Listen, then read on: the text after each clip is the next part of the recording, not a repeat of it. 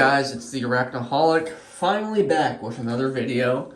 I know I've been gone for a little bit, guys. I've actually been working on some other content creation here on YouTube, but I did miss my Spideys and my Arachnoholic friends out there. So we're going to go ahead and do a rehouse today of my Chilobrachys fimbriatus, that is the Indian Violet. This is Violetta. She is about 2-ish inches juvenile now. I say she, but I don't know the gender of her. Obviously, when I bought her, she was a spiderling, and as most of you out there watching, at least those of you in the hobby are probably already aware, spiderlings are almost 99% of the time sold as unsexed. But anyway, yeah, this is her new enclosure here. This was her home she's had since she was a little sling. But basically, this is about a 1-ish gallon critter keeper style enclosure. I know I could have gone with something a little more fancy, like something glass maybe, but I was fine with just doing a simple plastic enclosure for now. Especially because I'm going to rehouse her probably one more time once she hits about 4 inches. Maybe even a little bit smaller, actually. And then that will become her permanent adult enclosure for the rest of her life. But this should be good for at least a couple of molts. Anywho, so I've got her in a typical terrestrial style setup, being that it's a little bit longer.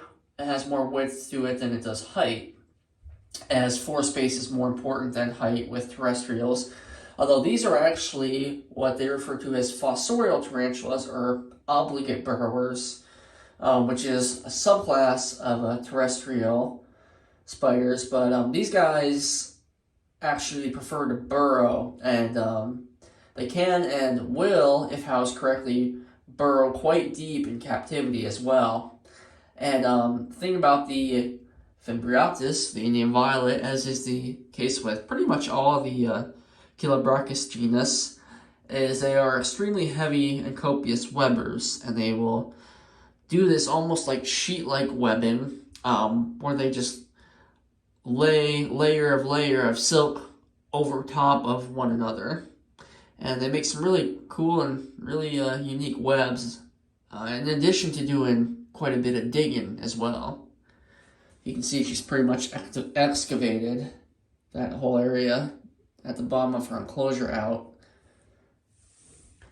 Anyway, so I used a mixture of cocoa fiber and peat moss, or peat humus here. We also have some sphagnum moss, some live sphagnum moss actually that's been dried out. Put in some plastic plants for now. I might try to do a bioactive one once she's matured in her adult enclosure, but for now, the fake plants will do just fine. I have a water dish over here. Being that this is a very moisture-loving species, this is a species that comes from a tropical rainforest environment. They do prefer a good bit of humidity and moisture in their enclosure, which is why I've given her a larger as well as deeper water dish. However, it's always a good thing to make sure that you have adequate ventilation as well, because you never want to sacrifice ventilation, or you never want to sacrifice humidity for ventilation, or vice versa, I mean.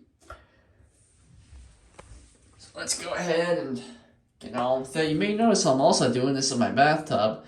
That is because there are far too many places in the spider room where she could hide if she were to get loose.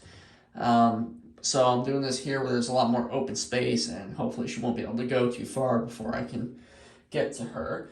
But we also have a catch cup here, just in case. I also have a paintbrush that I'm going to use to coax her out of her old home and into her new one, as well as some forceps here. So here she is in all her glory. This may be a little bit tough to juggle out with my forceps in one hand and the camera on the other, but we'll go ahead and give it a shot. Guys, my heart is beating like a jackhammer right now.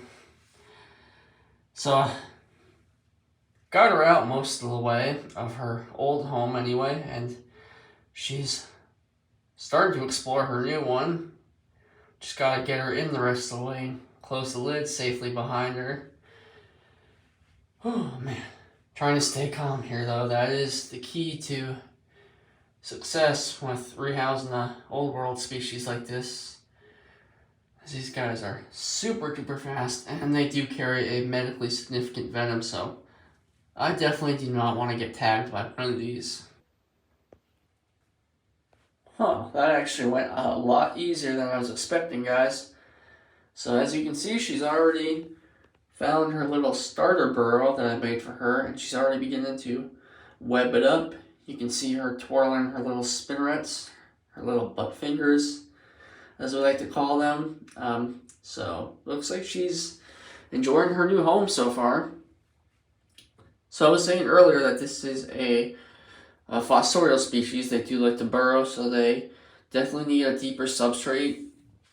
I gave mine about 4.5 inches of substrate there. Obviously, you'd want to give it a little more to a full-grown adult. So a very, very pretty spider, as I'm sure you noticed when you saw her earlier. They are definitely not for the faint of hearted. They do possess a powerful venom with some very unpleasant symptoms that could land you a trip to the hospital if you were to get bitten. They are also not afraid to back away from a fight, even at a young age, and that's why I'm all the more shocked that she was as cooperative as she was. I didn't know she was going to bolt or bite, but thankfully she did neither one of those. But yeah, very fast, practically teleporters. So you definitely got to keep your eye on these guys at all times when you're rehousing or doing any sort of maintenance like that.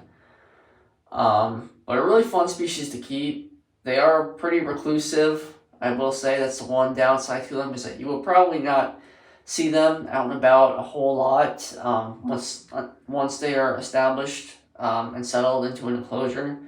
They tend to not come out a whole lot, but yeah, really great species to keep. I'm going to go ahead and I think wrap it up here. So if you guys enjoyed this video, leave me a like, comment, subscribe. Let me know if there's any other species or topics in this hobby that you'd like me to cover.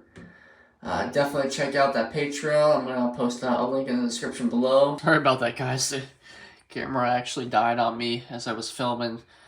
But yeah, there she is in her new home. And like I was saying before my camera decided to rudely die on me, please feel free to check out that Patreon. I'm going to post a link in the description below.